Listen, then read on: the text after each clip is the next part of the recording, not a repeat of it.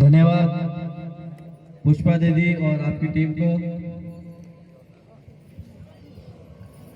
आपने बहुत सुंदर अपने समाज के प्रति एक अच्छा गीत सुनाया और अगली कड़ी में मैं हमारे बीच में एडवोकेट मकन दादा मकन पारगी को आमंत्रित करता हूँ, वो आए और दो शब्द रखें।